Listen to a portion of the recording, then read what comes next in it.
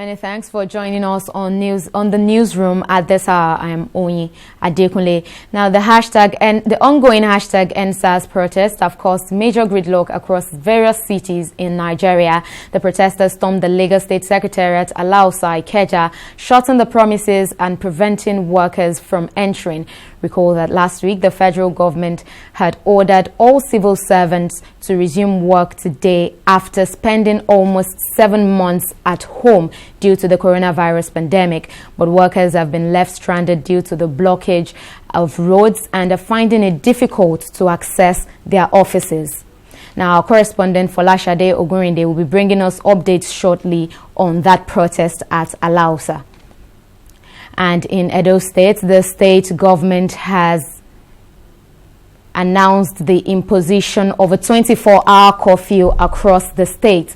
The curfew is to take effect from 4 p.m. today till further notice. This was announced by the secretary to the state government, Osarodion Ogie. Ogie said the imposition of the curfew was due to the incidents of vandalism and attacks carried out by hoodlums who hijacked the hashtag #EndSARS protest in the state. Schools and businesses are also to shut down activities accordingly. And still in Edo State, this announcement by the state government comes after suspected hoodlums attacked the White House prison along Sapele Road in Benin, the state capital, setting several inmates free. The armed squad of prison officials were said to have engaged the suspected hoodlums in gunfire, which left some persons injured.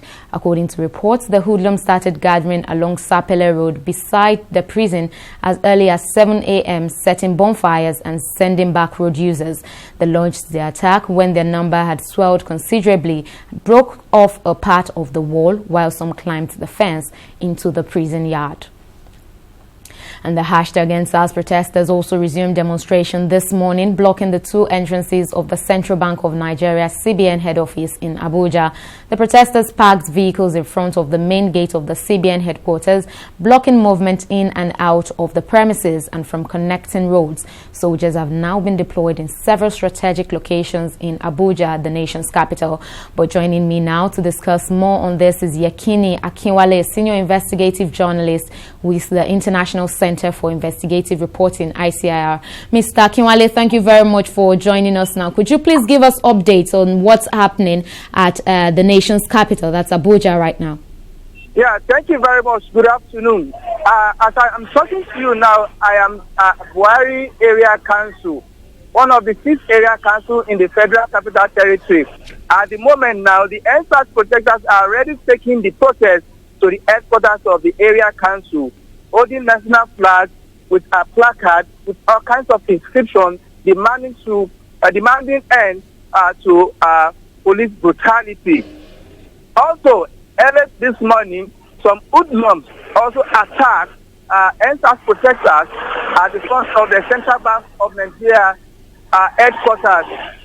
That is at the Central Business District, Abuja, burning down one of the vehicles being used by the #EndSARS protesters.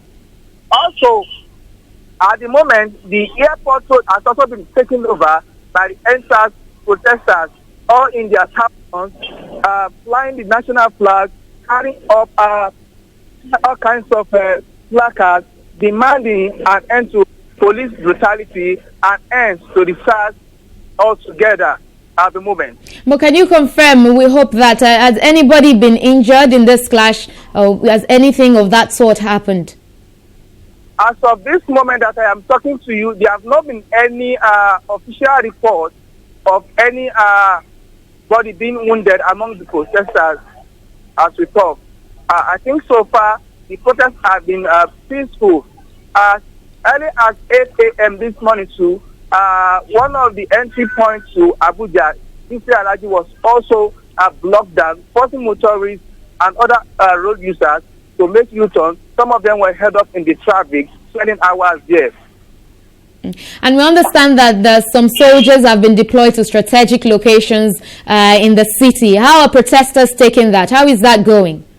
Well, we don't know, but you know, because of the situation in the country, the security situation in the Federal Capital Territory, we have always had soldiers in strategic position in the FCC, like in Buhari Area Council, where I'm talking to. You know, there's an army barrack there, and you have military checkpoints there that are always there 24/7, and some other entry points to the city. You also have a military, but to my best of knowledge, I am not sure you have in the city center the military personnel for any purpose at the moment. Mr. Akinwale, before I let you go, what's the situation like at the airport road now? You mentioned earlier that protesters have also taken over that part. Yes, as I said earlier, the protesters are on the airport road. The last video that I saw, they have taken over one side of the road, dancing, singing, waving the national flag, carrying placards, demanding for end to police brutality and SARS altogether. All right, Mr. Yakin Akinwale joining us there from Abuja. We thank you very much for bringing us up to speed with updates on the hashtag #EndSARS protest in Abuja.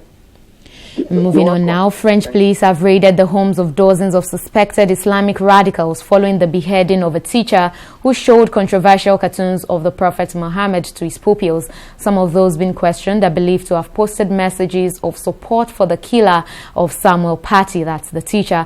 The government also said it was investigating 51 French Muslim associations. Police shot dead Paty's suspected killer on Friday in a Paris suburb. Meanwhile, the police authorities will also interview about 80 people who are believed to have posted messages in support of Paty's killer.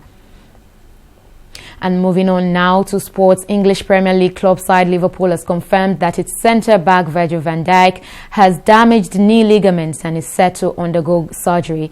The Dutch defender was injured in Saturday's Merseyside derby draw against Everton. He was substituted early in the game when Everton goalkeeper Jordan Pickford made a reckless challenge in the box, which left Liverpool manager Jurgen Klopp fuming. Liverpool did not specify a timescale for the 29-year-old defender's return to action. However, crucial ligament injuries normally take months to recover from. Well, that's the latest update from the newsroom. Please stay with us on TV360 Nigeria as we bring you more updates in our subsequent bulletins, especially on the hashtag #EndSARS protest.